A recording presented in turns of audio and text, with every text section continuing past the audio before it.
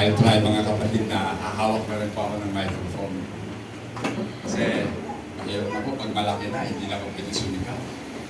So ngayon pa lang magpa-practice na po. Amen? So mga kapatid, purihin po natin ang ating Panginoon. Palakpakan po natin ang ating Diyos na buhay. Hallelujah! Praise God! Hallelujah! So, isa pong magandang araw sa inyong lahat. At ngayon nga po ay first Sunday po ng August, mga kapatid. So, naalala ko tuloy. Agosto na naman. Sunod yan, Berna. Berna? Ayan, okay, si Berna. Berna, September na. Amen. So, ngayon pong umaga, so maaga po ibinigay sa akin yung report ito. So mga kapatid, hindi ko naman po ubusin yun. Pero mga 1 hour na. So meron po tayong mahaba-habang oras para magpahinga. Dahil may kainan po sister. May dala po ni Sister Janet. So kakain po tayo mamaya. Pero bago po ang kainan, pagkain mo ng spiritual ang ating po tatayuan. Amen? Sa hindi po pagkatagal mga kapatid, tayo po muna yumuko at tayo po'y manalangin. Praise God. Hallelujah. Makapangyarihang Diyos, aming Ama, salamat po Panginoon sa pagkakataong ito na kami po ay muli pong dadako sa pakikinig ng iyong mga salita. Panginoon, hindi po nakakasawa na pakinggan ang mga salita mo. Katulad nga po ng pagkain, hindi po nakakasawa ang mga pagkain inihahain mo sa amin, Panginoon, sapagkat tunay na ito'y pakinabang para sa aming mga kaluluwa. Salamat, Panginoon, sa patuloy, Lord, na pagkabay mo sa aking mga kapatid. At narito nga po sila at nagbibigay, Panginoon, ng pagpapahalaga sa araw na iyong itinalaga upang kami lahat ay magkatipon. Panginoon, dalangin mo rin po ang iyong alipin, Panginoon, na gagamitin sa oras na ito. Ikaw po, Diyos, ang patuloy na magbigay sa Kanya ng karunungan, kaalaman, Panginoon, upang Kanya nga pong maibahagi na meron pong kaliwanagan ang iyong mga salita. Totoo, Panginoon, ang mga salita mo ay mahiwaga at tanging yaon lamang may mga espiritu, Panginoon, na nanggagaling sa iyo ang siyang makauunawa nito. Kaya dalangin ko, Panginoon, ikaw po ang maging tagapagturo namin, gamitin mo lamang ang iyong alipin na maging instrumento upang mahayag ang iyong mga salita. At sa mga kapatid kong makikinig, Panginoon, dalangin ko po ang pagkakaloob mo sa kanila. Yan yung Espiritu upang siyang maging tagapagturo sa bawat isa sa kanila. Ito po ang aming sawat dalangin sa iyong makapangyarihang pangalang Jesus. Amen. And amen. Praise God. So, magkapareho mo kami ni Sister Kayla ng ituturo, the one true God. Bakit kaya? Yan po yung tanong ko sa sarili ko kanina. Bakit? Kasi mga kapatid, mahalaga na lubusan po natin maunawaan kung ano nga ba talaga ang kahulugan ng nag-iisang tunay na Diyos. Amen. Sapagkat sa ating pong panahon ngayon, na kung saan ang ating pong mundo ay talagang napakalaki po ng impluwensya ng social media, mga kapatid. So napakarami pong mga competing and conflicting truth claims. Marami pong nagsasabi, marami pong mga pagtatangka na akuin na sila ang katotohanan at nasa kanila ang tunay na Diyos. Marami pong mga sekta, maraming relihiyon ang nagpapaligsahan. At sa kanilang pagpapaligsahan, sila po ay nagkakainitan, nagkakaaway-away, mga kapatid, dahil lamang sa katotohanan.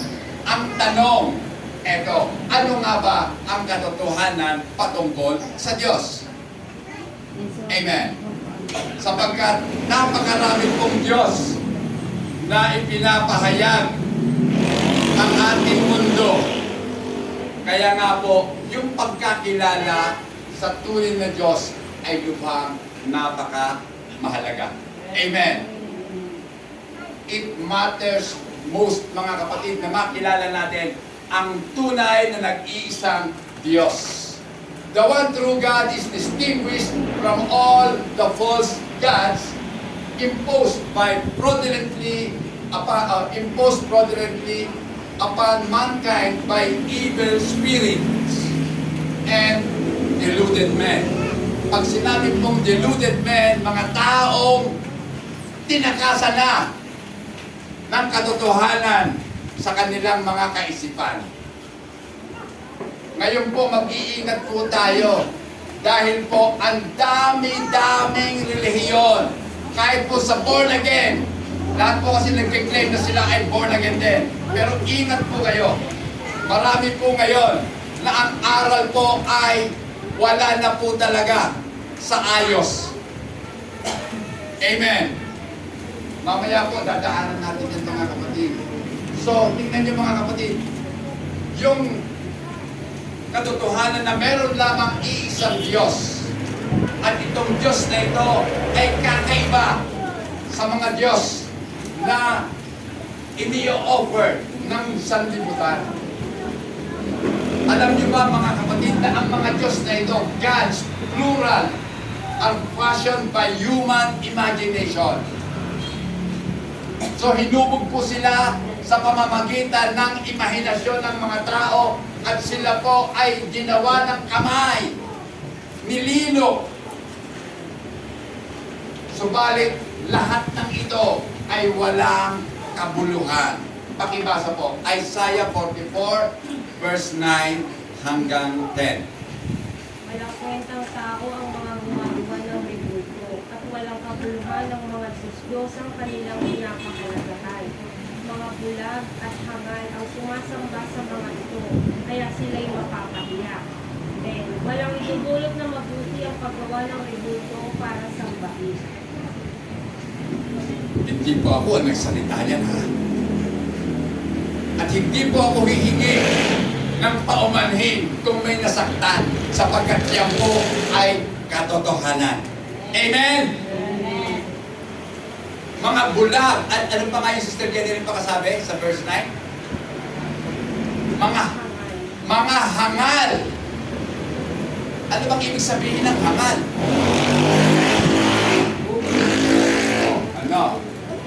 Ano ang ibig sabihin ng hangal? Mga bobo na lang, sasabihin ko. Kasi yung isang salita, matindi yun eh. Yung T-A-N-G-A. Mas mahirap po yun. Masakit sa pakinig. Mga bobo ang mga taong gumagawa ng mga rebulto. Tingnan niyo po ninyo. Sa Pampanga, ang rebulto nilalako dito sa Metro Manila hanggang Cavite. Di po ba? Pwede niyo ito hulugan. Ate, kuha na kayo hulugan. Sampunin niyo yan. Diba? So ngayon, kung hindi po tayo maniniwala sa sinasabi ng Biblia, isa po tayo sa mga katulad nila. Amen? Amen. Kaya malaking pasalamat natin sa Diyos. Binuksan ng ating kaisipan. Ipinaunawa at ipinaintindi sa atin ang mga nakasulat sa banal na kasulatan. Amen? Dati po, isa po ako sa mga bobo. Tama, iiyak-iyak ako sa harapan ng mga rebulto. Diba? At talagang kahangalan. Tama, pag piyesta, kinakarapol, di ba? Sinasayaw-sayaw. Hindi naman marunong sumayaw yan eh. Kailangan isayaw ng mga tao.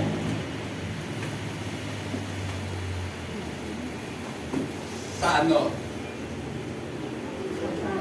Sa kalsada. At yung tugtog, yung po ang sayaw ng mga hermana. So, nakakalungkot mga kapatid, di ba? Naniniwala sa mga kalokohan ng mga tao. Dinadayan, yung pong salitang fraudulently, pandaraya po ang ibig sabihin niya. Dinaya lang ng mga Espanyol ang mga Pilipino. Sapagkat ang relihiyon na meron tayo dito sa Pilipinas ay galing pong Europa. Amen? Pero kung babasihan mo ang Biblia, hindi po galing sa Europe yan, mga kapatid. Eastern religion. Galing po yan sa Middle East. Diba? So, ibig sabihin, gitnang silangan. So, hindi po sa kanluran. Kasi ang Europe, nasa kanluran po yun. West. Diba? Kaya nga mga kapatid, kadalasan po, dinadaya lang ang mga tao ng mga relihiyon. Asang-asa po tayo na sa pamamagitan ng relihiyon, tayo po ay maliligtas. Pero hindi. Ayon sa Biblia, ang kaligtasan ay sa pamamagitan ng relasyon ng isang tao sa Diyos na sa Kanya ay lumikha. Amen. But the one true God is full of grace, full of glory and truth. Mga kapatid, pakibasa po, John 1:14. Naging tao ang salita at nanirahan sa piling namin. Nakita namin ang kaluwalhatiang tunay na sa Kanya bilang kaisa-isang anak ng Ama. Siya ay puspos ng kagandahang loob at ng katotohanan. Amen. So, ang tunay at nag-iisang Diyos ay puspos ng kaluwalhatian. Amen. Hindi lamang kaluwalhatian ng biyaya o ng awa at ng katotohanan. Amen. So yan po yan mga kapatid, yan po ang isa sa mga distinguishing factor ng katotohanan. Ang katotohanan ay nanggagaling po sa Diyos. Amen. At ito po ay makikita ng tao. Amen. Makikita niya ang kaluwalhatian ng Diyos at ang biyaya ng Diyos. Amen. At alam ko po, kayong lahat na narito, naranasan niyo na po ang mga sinasabi ng banal na kasulatan. Amen. So the Bible, next part. The Bible says that the one true God is the sovereign, self-existent creator. Amen. So basahin muna natin Isaiah 42 verse 5. Ano po yung makasabi ka? Isaiah 42:5. Sige po sa Tagalog. Ganito ang sabi ng Diyos ng Panginoon na lumikha ng langit at nagdadlad ng mga yaon. Siyang naglatag ng lupa at nagsisilitaw ito. Siyang nagbibigay ng hinga sa kanya sa bayan ito at ang diwa sa kanila na nagsisilakan dito. So, sinasabi po dyan, ang Diyos ang siyang lumikha ng langit at ng lupa. Dahil siya ang lumikha mga kapatid, ibig sabihin, bago pa ang mga paglikha ay nandoon na siya. Amen? Hindi siya kasabay. Kaya nga tinawag po siyang self-existent. Ano ba ang ibig sabihin ng self? Pag sinabing self, sarili, di ba? Existent. So hindi po siya umasa sa iba para siya umiral. Amen? Hindi niya kinakailangan ang outside force o yung person galing sa labas para siya umiral. Nasa kanya o siya ang pinanggagalingan ng lahat. Some people stumble on the idea of God's self-existence. Lahat po sila natitiso dyan. Ano? Ang Diyos self-existing. So, meron pong isang philosopher na nagngangalang Bertrand Russell. Sa kanyang aklat na Why I Am Not a Christian, sumulat po siya ng aklat o libro na ang pamagat, Bakit Hindi Ako Kristiyano? At dito sinabi niya, na noong siya po ay 80 years old pa lamang, nabasa niya po ang isang libro na sinulat din ng isang philosopher na si John Stuart Mills. Sa kanyang autobiography, sinabi nito ni Mills, mga kapatid, na sinabi ng tatay niya sa kanya, sino ang gumawa sa iyo? Siyempre, sasagot ng bata, ang gumawa sa akin ay ang Diyos. Ngayon, ang tanong ng tatay niya, sino ang gumawa sa Diyos? Diba? Who made God? So kaya nga po, itong si Bertrand Russell naging atheist kasi dahil nga po dito sa tanong na ito, who made God? Sino nga ba talaga ang gumawa sa Diyos? Ang Diyos nga ba talaga ay ginawa o ang Diyos ang gumagawa? Amen? Okay. If everything has a cause, then God must have a cause, sabi. Kung ang lahat ay merong pasimula, ibig sabihin mo kaya may dahilan, ibig sabihin ang Diyos din ay may pasimula at dahilan. May cause. Amen? May nagsanhi sa Diyos kung bakit siya naging Diyos. Okay. Gusto ko po kasi maintindihan natin mabuti. Kaya nga po, meron po tinatawag sa pag-aaral po ng theology na law of causality. Law of causality, ang ibig sabihin po niyan, does not say that everything has to have a cause. Hindi lahat ng bagay ay may cause. Pag sinabing cause, mga kapatid, may dahilan. Okay? Rather, it says that every effect must have an antecedent cause. Bawat epekto may nagsanhi. Tama?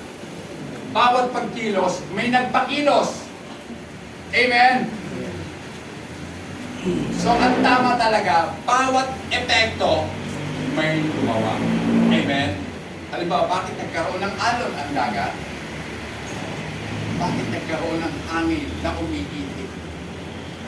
Bakit nagkaroon ng upuan? May dahilan. May gumawa.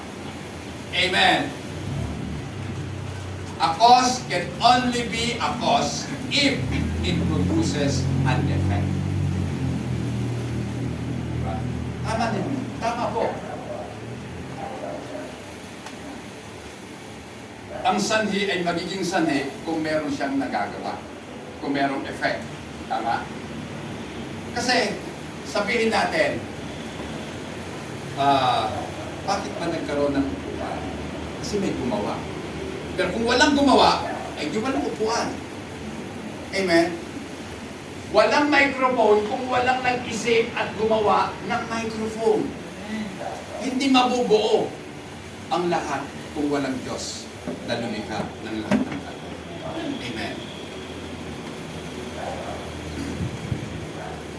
Ito pa.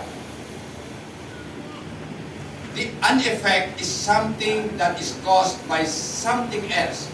A cause can only be a cause if it produces an effect. But God is not an effect caused by something before. So ang Diyos ay hindi po epekto. Hindi po siya bunga ng kung anong bagay o kung anong puwersa. Okay? He is self-existent. He owes his being to nothing outside of himself. He has the power of being within himself. Ang Diyos po natin may kapangyarihan mismo sa kanyang pagiging Diyos. Kaya hindi po kinakailangan ng Diyos ng katulong sa kanyang paggawa, sa kanyang paglikha. Wala siyang katulong. Siya lang mag-isa ang gumagawa. Amen. So, unti-unti na nagkakaroon ng liwanag. Amen? Kasi sa paggawa ng Diyos, nagbigkas lang siya ng mga salita, naganap lahat. Amen? So, wala siyang katulong. Siya lang mismo, ginamit niya ang kanyang salita. Amen? God alone exists. Siya lang ang umiiral by His own power. Diba? Kaya tayo nabubuhay dahil may Diyos na nagbigay sa atin ng buhay. Pero ang Diyos, wala. Walang nagbigay sa Kanya ng buhay sapagkat Siya mismo ang buhay. Amen! Palakpakan natin ang ating Panginoon. Amen! Siya mismo ang source ng buhay. Kaya ang taong hiwalay sa buhay, patay. Kung wala si Kristo sa puso mo, sa buhay mo, patay ka. Bagamat naglalakad ka, bagamat tumatawa ka, bagamat kumakain ka at nagluluto ka, patay ka. Patay. Ang tao, wala ang Diyos sa buhay. The question of God's existence is not an intellectual question. So, yung tanong, meron nga bang Diyos? Hindi po tanong yan ng isang taong marunong o hindi yan walang kinalaman ang pangkaisipan na karunungan. Kung ang tao po ay nagdududa na mayroong Diyos, ang ibig sabihin niyan, it is a moral problem ng mga tao. Problemang moral. Ayaw nilang tanggapin ang katotohanan. Itinatanggi nila na mayroong Diyos. So, ibig sabihin ng pagtanggi, meron. Kaya lang, itinatanggi. Diba? Kasi hindi ka naman tatanggi kung wala eh. Tama ba? Hindi ka tatanggi kung wala. Kaya mo itinatanggi na walang Diyos kasi alam mo, mayroong Diyos. Ang dami pong mga tao, marurunong at matatalino, itinatanggi nila ang Diyos. Ang tawag sa kanila ay mga atheist. Amen. Hindi po dahil kulang sila sa kaalaman. Punong-puno sila ng kaalaman at dahil sa kaalaman nila, sila na mismo ang nagsasabi, kami din gusto namin maging Diyos. Amen. Mahirap po kasi pag marunong na ang tao.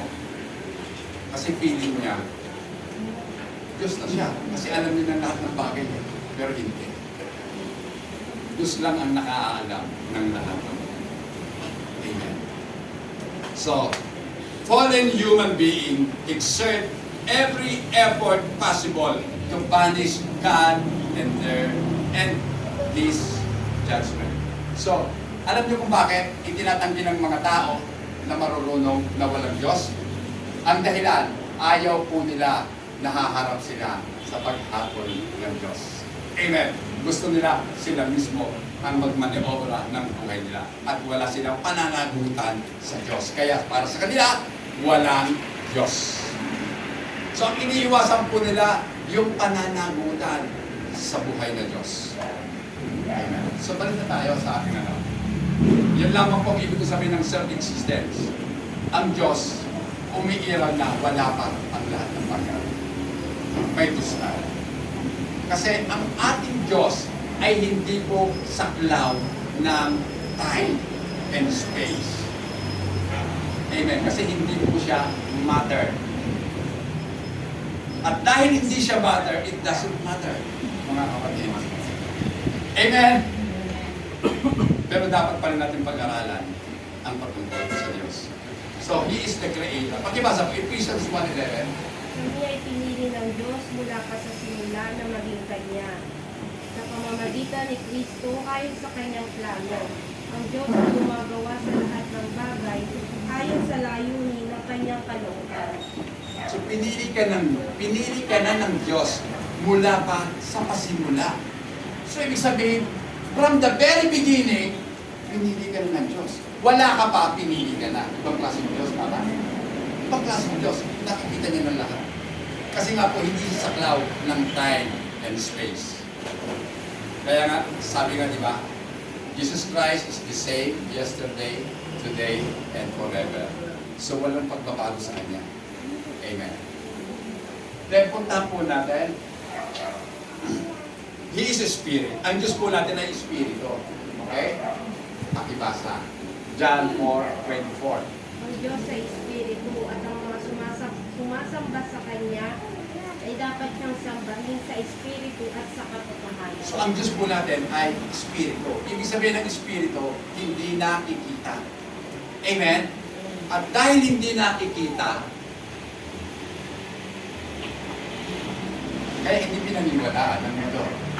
Bakit? Kasi ang sabi ng mundo, to see is to believe. Diba? Makita ko muna, maniniwala ako. Pero hindi nga eh, Espiritu nga ang Diyos. Paano yun? God is a Spirit. Those who worship Him must worship in spirit and truth.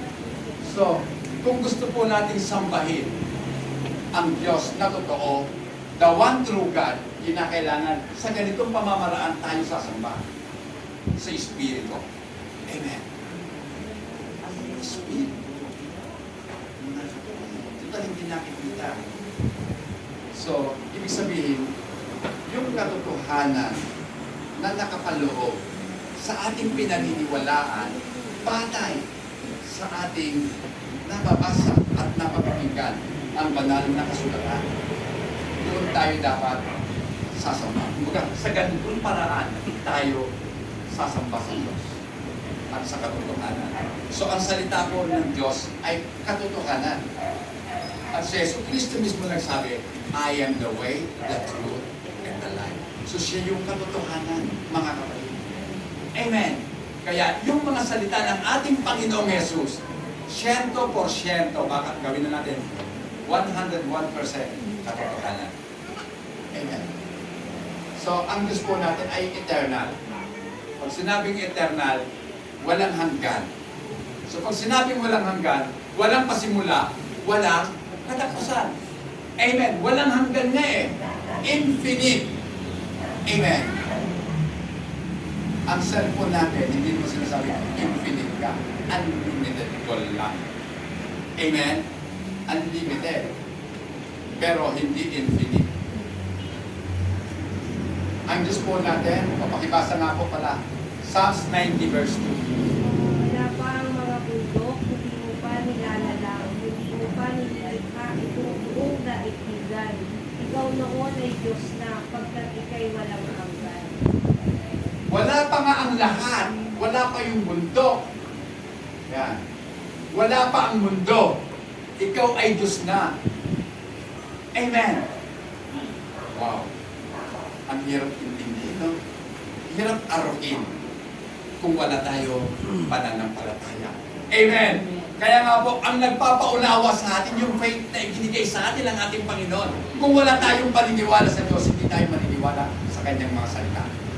Amen. Okay, makibasa. Ito, Colossians 1:17. Siya ang una sa lahat at ang buong sansimuko ay nananatili na sa kaayusan sa pamamagitan niya. So, He is before all things. So, bago pa yung lahat ng bagay, nandoon na siya. Amen. At dahil sa Kanya, ang lahat ng bagay ay nasa kaayusan. Amen. Nasa kaayusan ang lahat. He is personal. Ang Diyos po natin ay personal God. Pakibasa po, Deuteronomy 34 verse 10. Mula noon ay wala nang lumitaw sa Israel na propeta katulad ni Moises na nakipag-usap ng harap-harapan kay Yahweh. Pag sinabing personal, pwede mo makausap. Pwede mo makasama. Amen? Personal nga eh. Diba? Pwede ka magkaroon ng relasyon kasi personal. Kaya kasi sinasabi natin, unless you have a personal relationship sa Diyos, hindi ka maliligtas. Amen. So personal. Bakit ka nagpe-pray? Siyempre nagpe-pray tayo sa Diyos na personal. Amen. Ang Diyos po kasi natin, mayroong personalidad. Amen. Para mas lalong maniwala ang tao sa Diyos, ang Diyos na Espiritu nagkatawang tao. Amen. Pero hindi pa rin siya pinaniwalaan. Dahil sa kanilang paniniwala, ang Diyos ay hindi nagbabago. Maging sa kalagayan, hindi rin nagbabago ang Diyos. Pero hindi nila naiintindihan ang ibig sabihin ng God changed na. Kailanman hindi talaga pwedeng magbago ang Diyos. Diyos pa rin siya. Pero kahit magkatawang tao siya, Diyos pa rin siya. So meron bang pagbabago sa pagiging Diyos? Hindi, wala.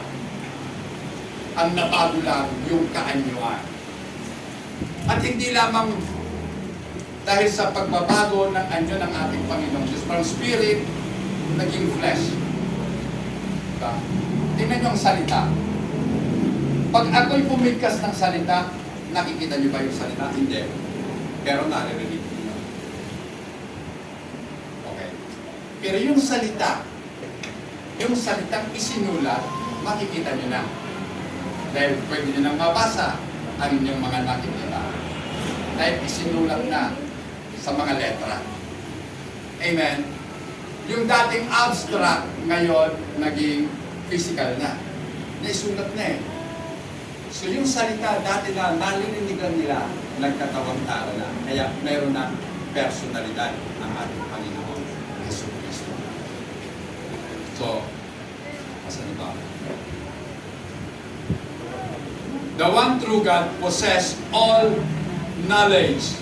So yung tinuro kanina sa atin si Kayla, omniscient ang Diyos po natin. So, pero dito basahin nga po natin, Isaiah 46 verse 10. Simula pa'y tinakda ko na at aking inihayag kung ano ang magaganap. Sinabi ko, tiyak na magaganap ang lahat ng balak ko at gagawin ko ang lahat ng gusto kong gawin. So, hindi lang po alam na ng Diyos ang lahat ng mangyayari, kundi pinapatunayan niya pa dito ang pagiging Diyos niya at ang pagiging makapangyarihan niya. Gagawin niya ang lahat ng gusto niya. Hindi yung gusto ng tao, kundi yung gusto ng Diyos. Pastor, may question pa.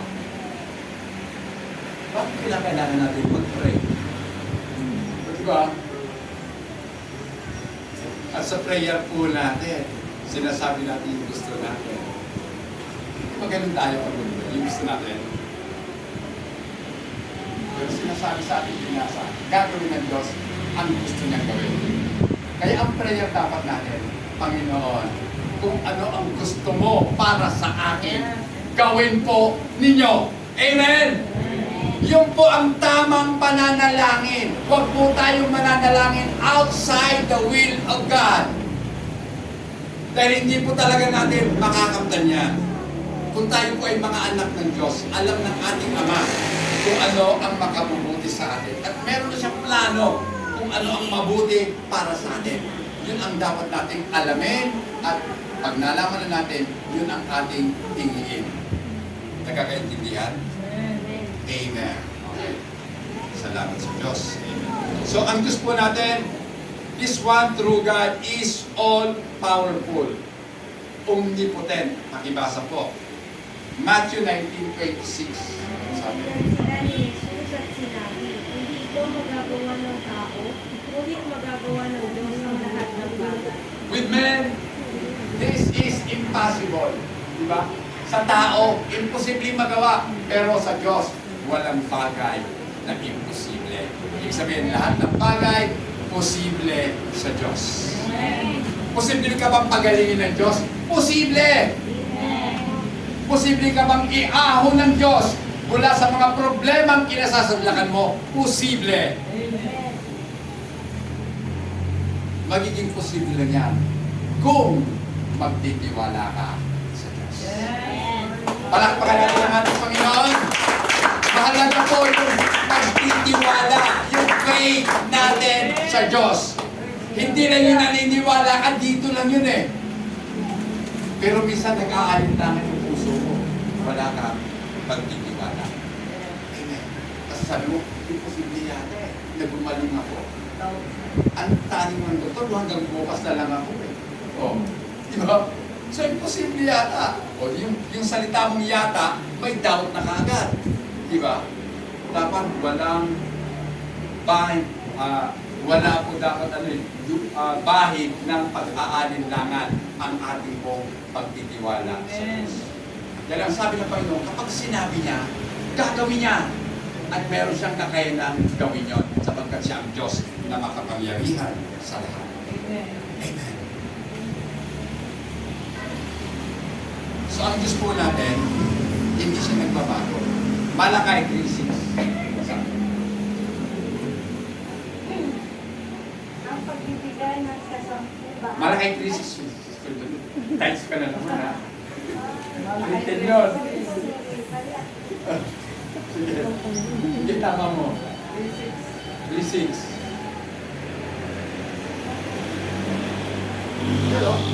For I am the Lord, I do not change. Sapagkat ako ang Panginoon, hindi ako nagbabago. Therefore, you are not consumed, O sons of Jacob. Kaya hindi kayo napupuksa, mga anak ni Jacob, dahil ako ang Panginoon na hindi nagbabago. Amen. Di ba? Kaya nga ang Bible, wala nang isinulat hanggang ngayon, yung palit. Walang revision, walang amendments ang Bible. Amen? Kaya huwag na po tayo maghanap pa. ng mga Gen Z na version ng Bible. Kalukuhan po yun. Yung mga para sa mga kabataan daw na Bible. Hindi ako naniniwala doon. Gawa-gawa lang ng tao para kumita sila ng pera. Bakit hindi ituro yung kung ano ang nakasanayan? Amen. Kasi hindi dapat nag-a-adapt ang Bible sa mga tao, sa kultura ng tao. Kundi ang tao ang dapat umadap kung ano ang sinasabi ng banal na kasulatan. Amen! Pag sinabing masama, masama! Huwag ka ng mga tuwiran. Diba? Eh, ang tao ngayon, nakita niyo ba yung sa Olympic ngayon? Nakita niyo yung Olympic, yung pambabastos nila sa Panginoong Diyos? Yung Last Supper na ginawa nilang kalokohan?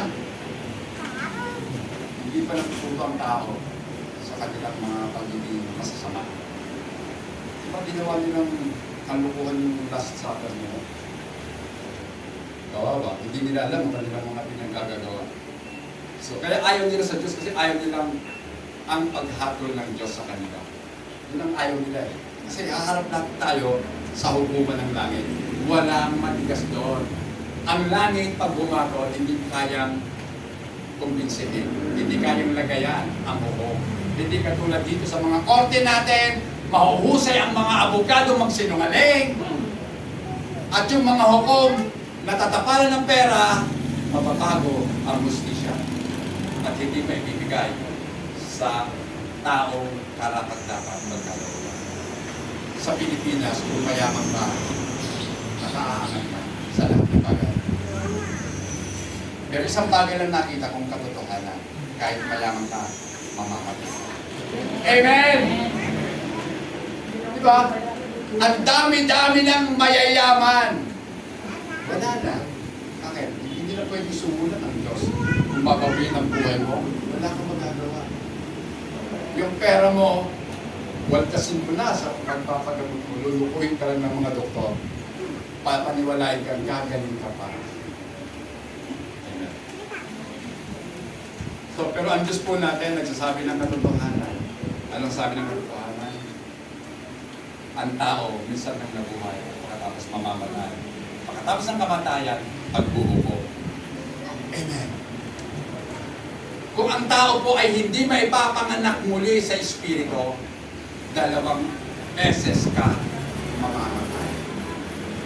Mamamatay ang pisikal, mamamatay ang kaluluwa mo. Ang kamatayan ng kaluluwa hindi naman ititigil sa pag-exist ng kaluluwa, kundi mahihiwalay ka sa Diyos na siyang pinanggagalingan ng buhay. Pag hiwalay ka sa Diyos, ipatay ka. Amen. At dahil nga po dyan mga kapatid, ang Diyos po natin judges sinners. Kanina sabi ni Sister Kayla, ang Diyos hinahatulan ang kasalanan. So dapat nagkatulan yun, mga kapatid. Hindi lang ang kasalanan ang hinahatulan. Pagkos ang hinahatulang tunay ay yung mga sinner. Not sin, but sinners. Tama ba? Kasi, iniisip ko yung mabuti. Kasi, yan ang turo ng mga malalaking simbahan.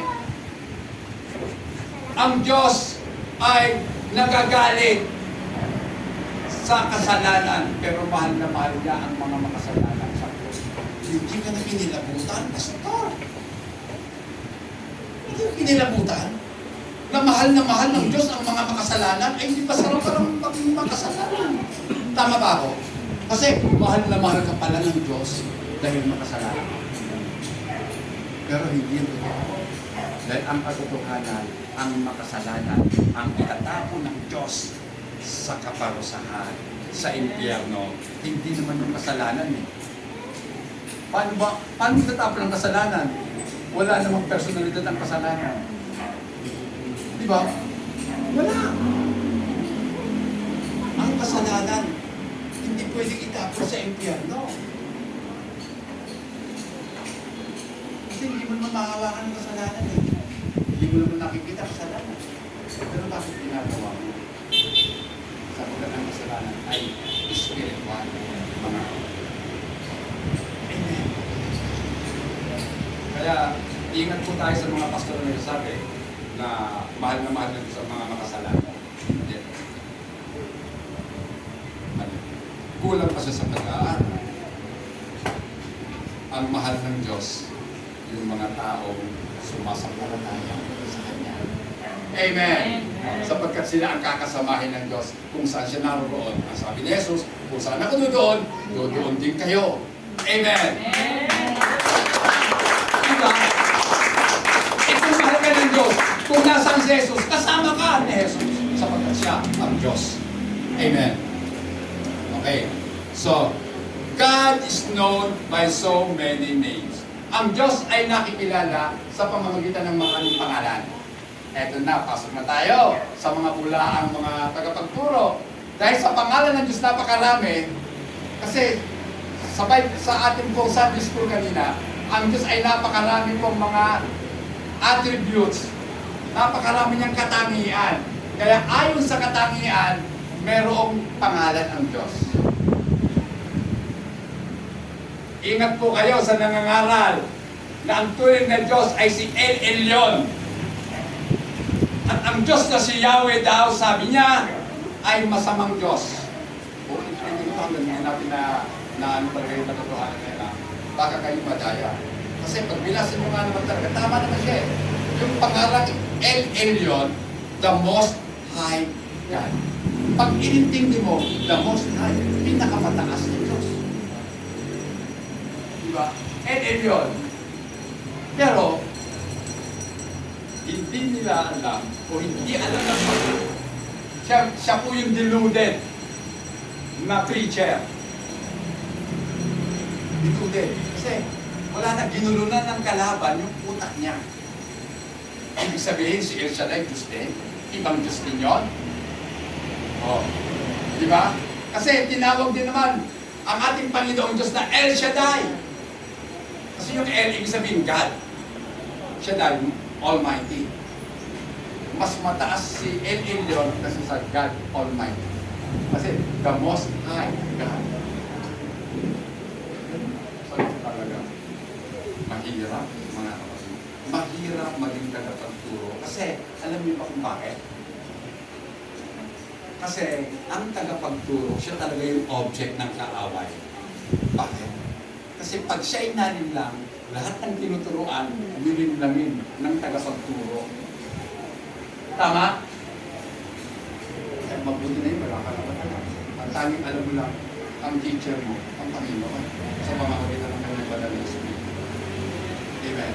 Kaya nga po, dapat talaga sa mga tagapagturo, meron pong pusong, nakasuko lagi sa Diyos.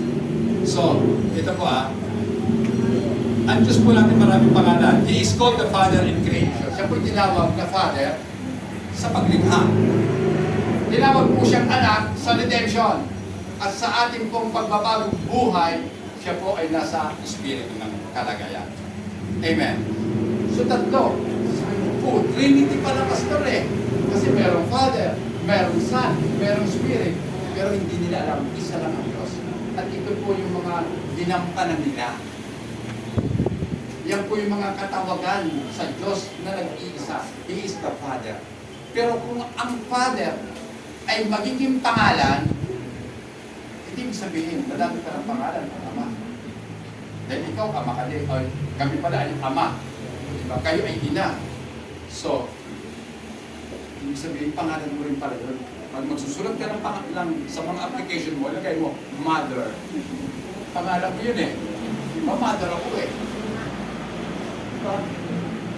So, as the scriptures say, whoever denies the Son does not have the Father either. He who acknowledges the Son has the Father also.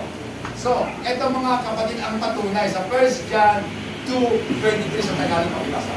Ang hindi kumikilala sa anak ay hindi rin kumikilala sa Ama. Ang kumikilala sa anak ay kumikilala rin sa Ama.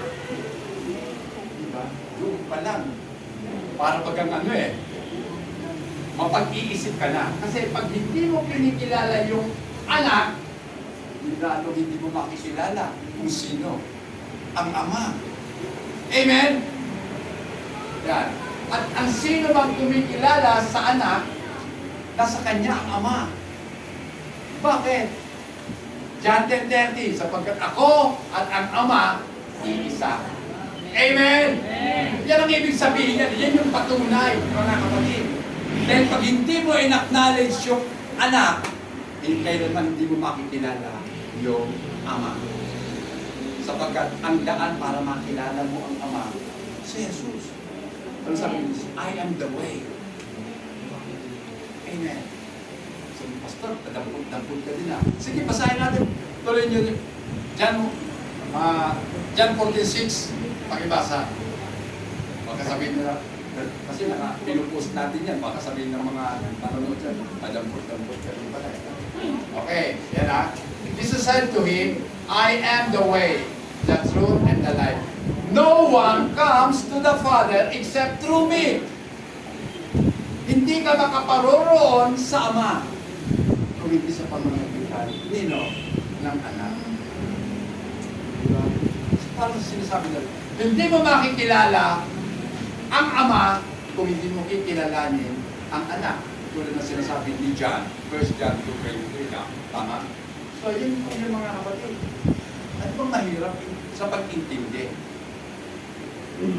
Kasi bakit hindi kayang intindihin ng mga tagapagturo? Kasi nag-aral sila sa mga paaralan ng kanilang sekta. Siyempre, pag nagturo ka ng taliwas sa aral na itinuturo sa Bible school nila, erehe ka na. Ano ibig sabihin ng erehe? Heretic. So, diba? Subail ka. Ligaw ka na. Ganun yun. Para sa akin. Pag nagsabi ka na ng katotohanan, ligaw ka na. Kaya kasi Martin Luther, itinakwil ng Roman Catholic Church. Kasi, nagbasa ng Bible. Tapos nalaman niya dun sa Romans chapter 9, nalaman niya. Sabi mo, eto pala ang katotohanan. Kaya nung hinarap niya yung mga matataas na pinuno ng Iglesia Katolika Romana, siya po ay in-excommunicate. Inalis mo siya. Pinalayas. Tinapon. So mga kapatid, kapag nalaman mo ang katotohanan, magiging malaya ka. Amen! Magiging malaya ka mula sa sistema. Amen. At dadalhin ka ng Diyos sa kanyang power. Okay. So, next. The one true God is knowable. Ang Diyos na nag-iisa at totoo ay makikilala ng tao. Knowable. Kung sinabing knowable, kayang maiintindihan, makikilala natin ang Diyos.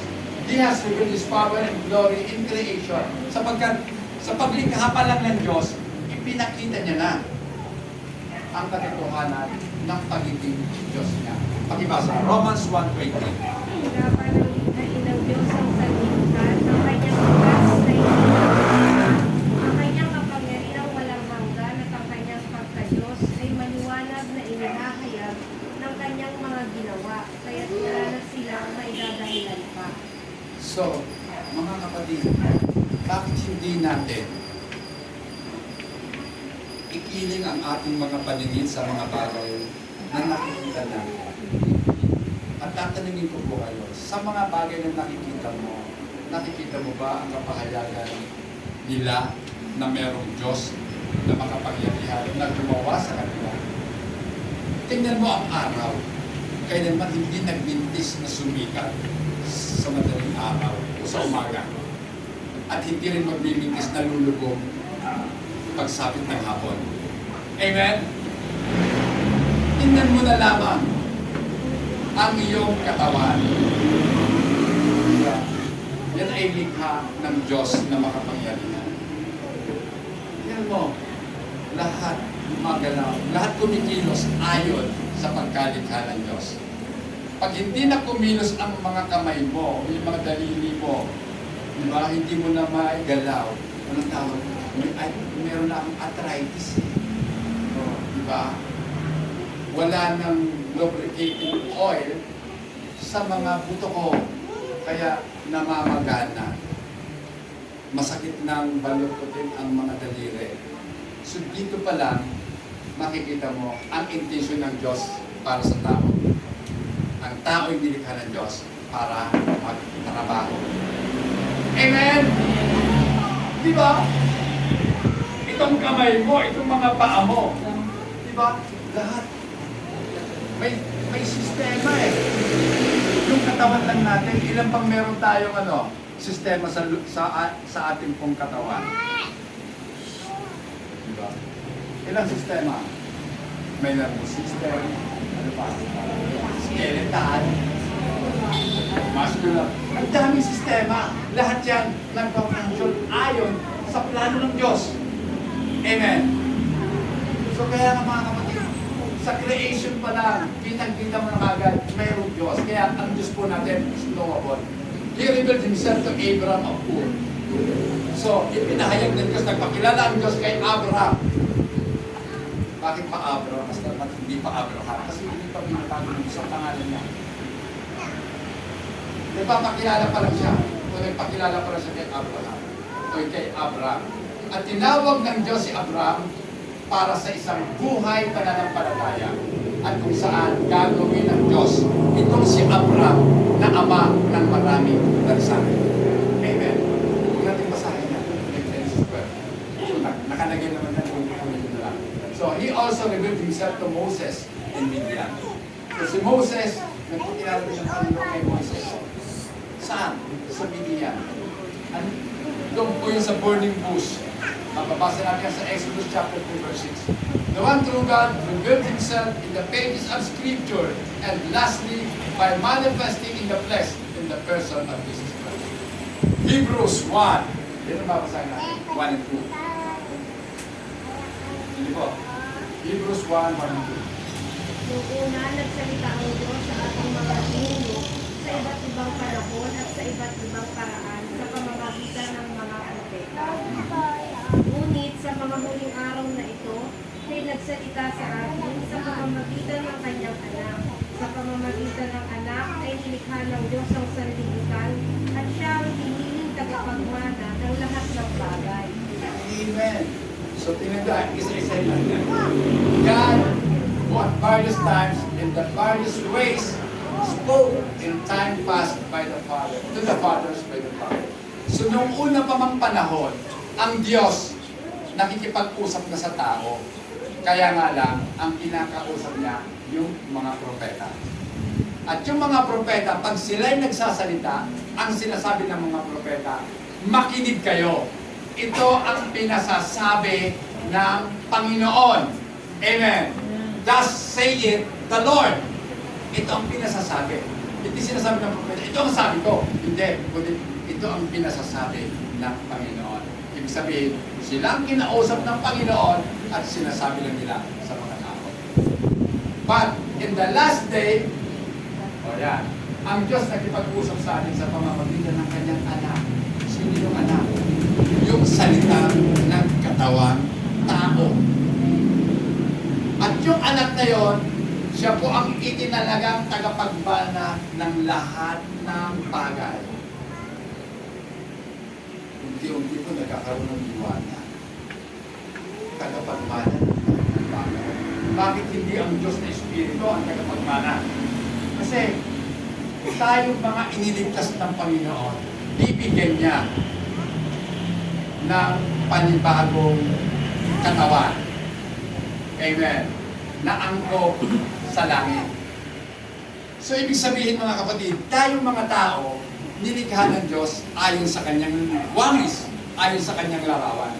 Kaya nga mga kapatid, bilang tagapagmana, gusto niya makasama niya tayo.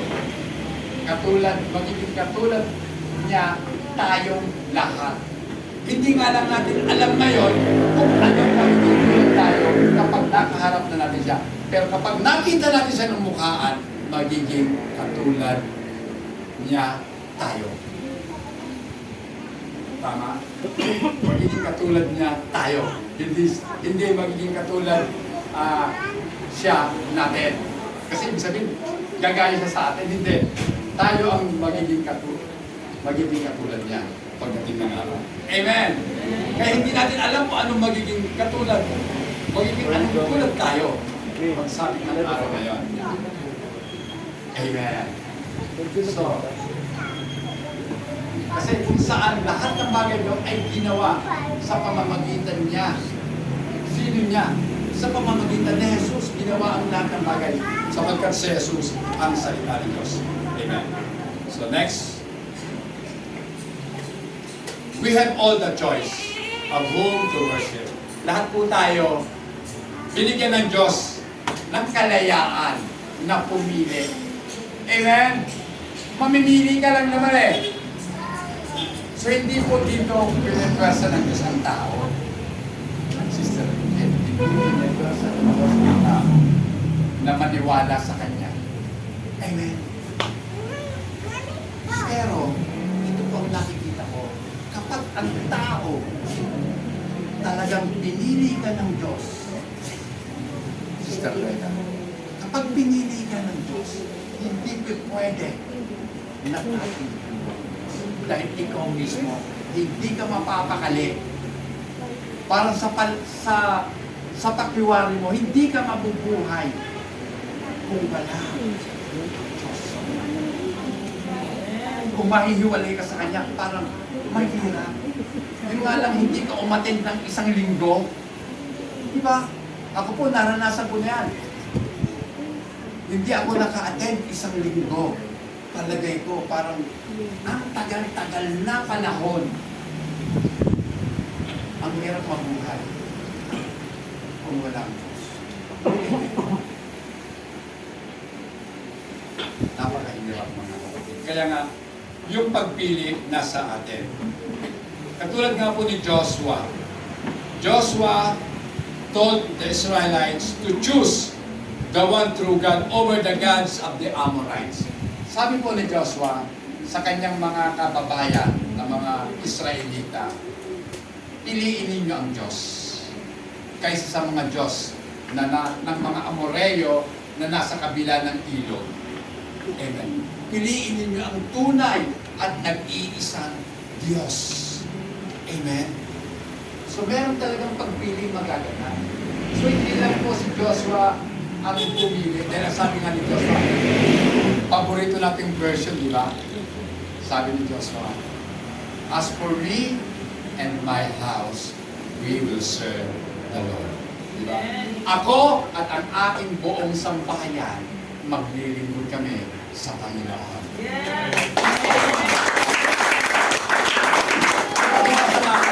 Ibasa na po yan. Basahin natin. Joshua 24:15. At kung ayaw ninyong maglingkod kay Yahweh, pumili kayo ngayon kung sino ang inyong paglilingkuran. Ang mga Diyos na pinaglingkuran ng inyong mga ninuno sa Mesopotamia, o ang mga Diyos ng mga Amoreyo, na sinasamba dito sa lupaing inyong tinitirahan. Ngunit para sa akin at sa aking sambahayan, kay Yahweh kami maglilingkod. Ito sabi niya sa tatagalogin ko kung para sa inyo, tinitingnan yung masama ang maglingkod kay Yahweh, mamili kayo para sa inyong sarili. Sa araw na ito, kung sino ang inyong paglilingkuran. Ang mga Diyos ng inyong mga magulang na pinaglingkuran nila sa kabila ng mga ilog, o ang Diyos ng mga Amoreyo na kung saan naroon kayo ngayon. Pero para sa akin at sa aking sambahayan, maglilingkod kami sa Panginoon. Amen. Sana po, ganyan din po ang ating maging pagpili. Kahit dumanas man ako ng hirap, mabigo man ako sa lahat ng bagay, isang bagay lang ang gustong-gusto kong makamtan. Si Jesus. Amen. Ibang nang mawala ang lahat. Mabigo ka man sa lahat ng mga inaasahan mo. Huwag lang mawawala si Kristo sa buhay mo. Amen. So tingnan din po natin si Elijah doon po sa bundok ng Carmel. Makibasa po. 1 King 18:21. Sige po, sa Tagalog.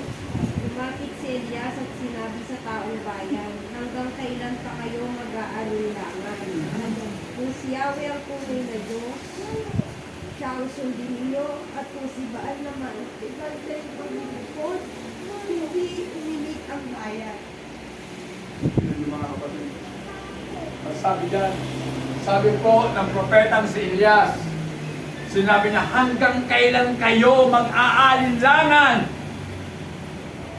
Kung ang Diyos, kung si Yahweh ang Diyos, sundin ninyo siya. Amen. At kung ang Diyos ay si Baal, kung si Satanas ang Diyos, sundin ninyo si Satanas. Mamili kayo kung sino ang susundin nyo. At titiyakin ko sa inyo, si Satanas ngayon walang ipinagbabawal. Gawin ninyo kung ano ang gusto nyong gawin. Kaya maraming tao gustong maging Diyos si Satanas.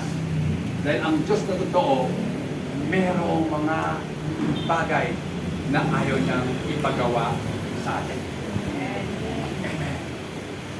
Dahil hindi ka pwedeng maglingkod sa dalawang Diyos. Amen. Diba?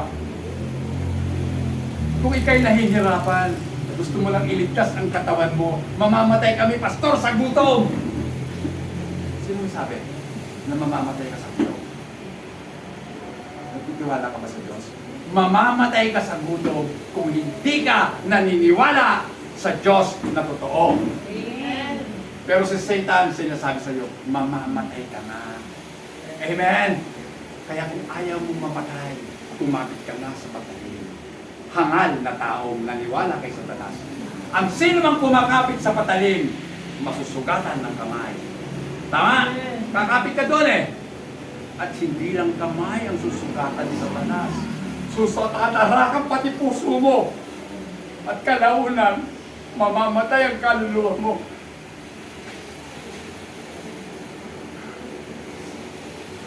Ang daming tao nadadaya ng kaaway dahil sa sobrang kahirapan ng buhay. Kapatid ko, sinasabi ko sa iyo ang katotohanan. Walang taong na kay Kristo ang mamamatay sa gutom. Tandaan mo, sabi ng Panginoon, kung ang mga ibon pinakakain ko, hindi naman sila nagtatanim. Totoo naman, di ba? Hindi sila nagtatanim. Pero ang mga ibon, lumilipad, naghahanap. At ang sabi ng Panginoon, lahat ng naghahanap, makasusumpong. Amen! Amen! Hallelujah! Bakit di natin hanapin ang nag-iisang Diyos na totoo?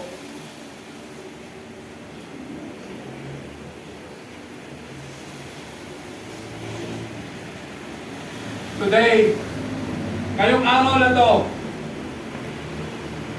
maraming tao sumasamba kay Kristo. Pero ibang Kristo ang sinasamba nila.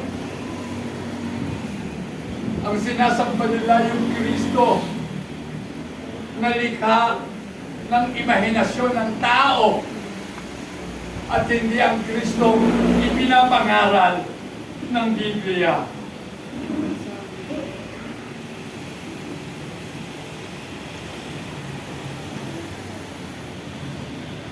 Kung ating nga pong uunawain mabuti, ang sinasabi doon sa Juan 17:3, anong sabi?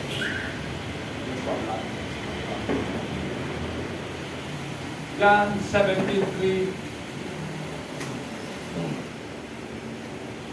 At ito ang buhay na walang hanggan, ang makilala kanila na iisang tunay na Diyos at si Kristo at si Jesucristo na iyong isinugo. At ito ang buhay na walang hanggan. Ibig sabihin, ito ang buhay na walang hanggan. Ano to? Ang makilala mo si Kristo. Yun ang buhay na walang hanggan.